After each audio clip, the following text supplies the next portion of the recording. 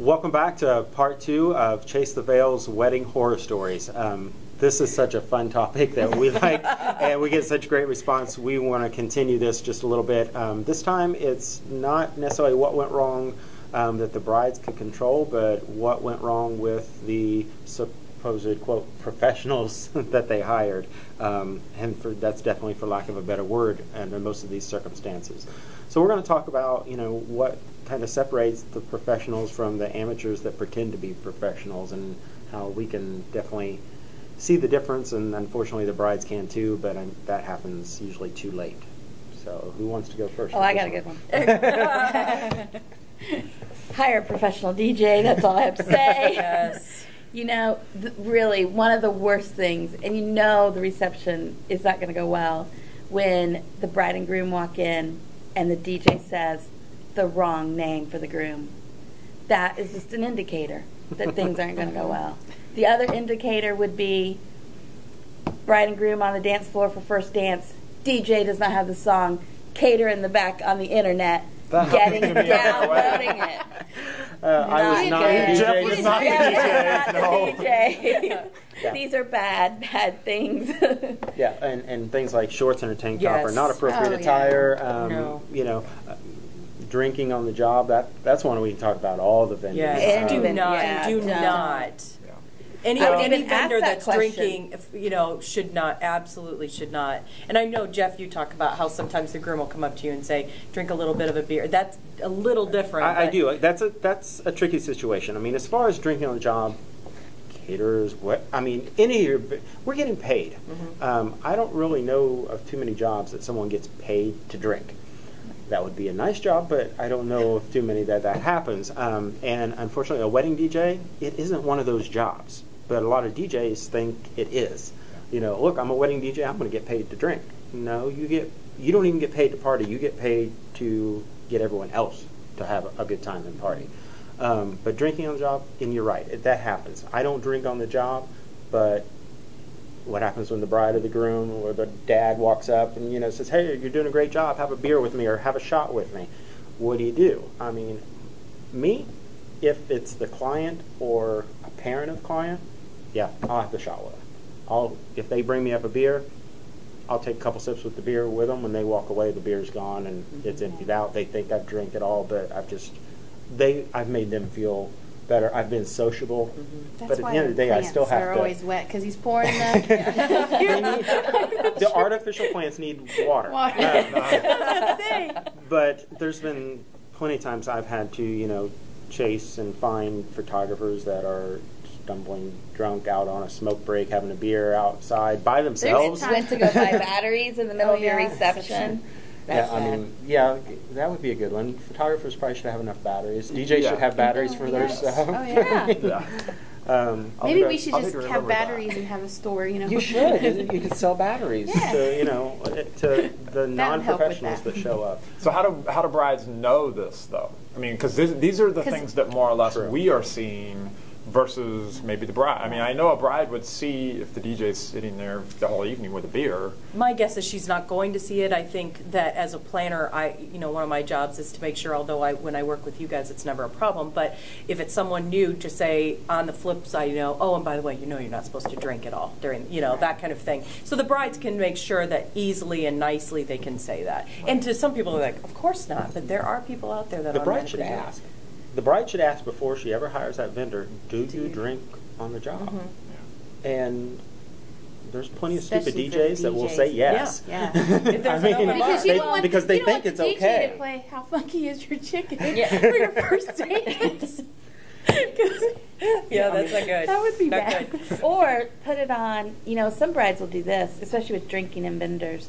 They'll put it on, like us as the caterer or as the keeper of the bar, okay, yes, we're having an open bar, but it's not for our vendors. And so we'll communicate that, to the DJs. And it's easier coming, or photographers or whoever it is, it's easier coming from the person managing the bar than the bride. If you say, oh, I'm sorry, they only paid for the guest and the vendors are not to partake in this. That's one way to handle that. But I think the easiest way for a bride to know comes back to when she's researching her vendors. ask a vendor you already know and trust that has seen that other vendor at a wedding. Yeah. Doesn't necessarily just know them, you know, walking down the street, but has seen them working. You know which DJs, you know, at least try to hit the bar and which ones won't, unless, you know, it's almost poured down their throat. Right. The bride isn't going to know if the DJ photographer is telling them the truth. You know, I have a big issue with photographers smoking.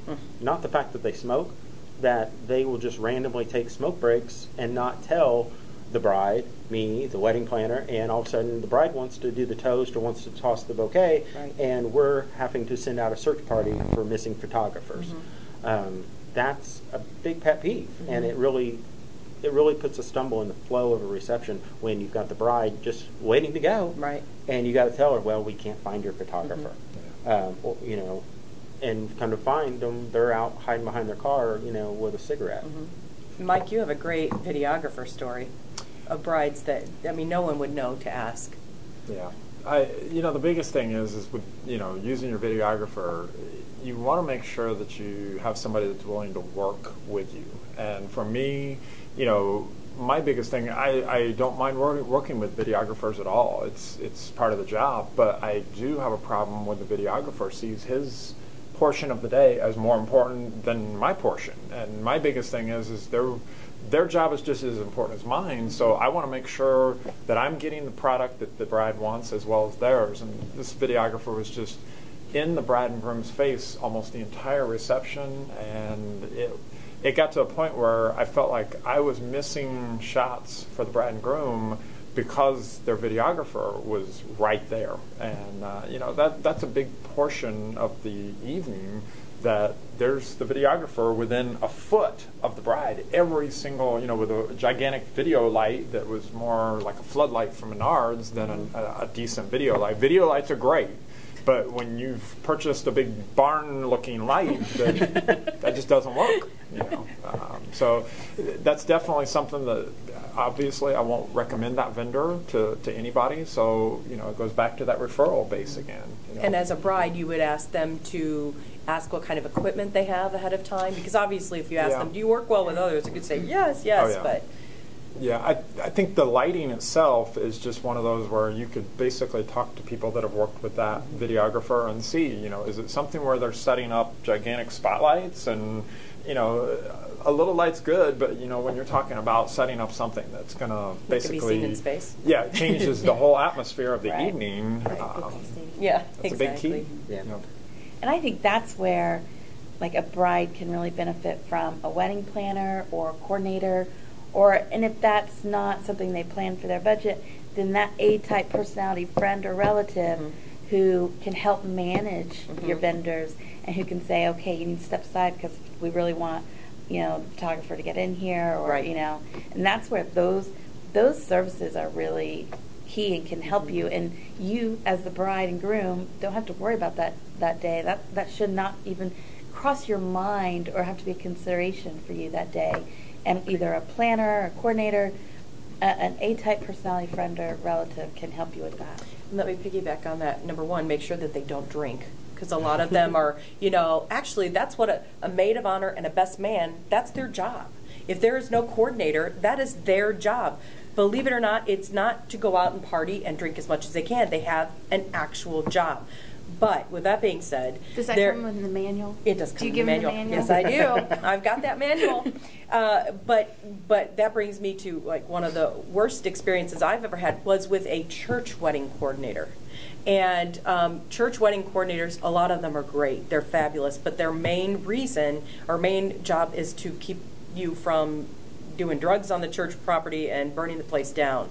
So while there are some that will do a lot more and help get you down the aisle, some don't. And I had one that was bad, was very bad. And everyone was on edge and was barking orders, not just that, just, you know, had a very particular. And I think as a bride, what you need to do is have respect, obviously, for what vendors do, but you need to get into their head a little bit to see what their personality is like. Now, for a church vendor, you're not going to have much of a choice. A lot of places you have to use those places, but if you're kind and you go in it with knowledge of what to expect, it's going to make things a lot easier. Okay. It's about time to wrap this one up. We will come back to these topics and the wedding horror stories again in the future. So I want to thank everyone for tuning in. Remember, check out our other episodes on chasetheveil.com. We have plenty more coming out and more topics to come.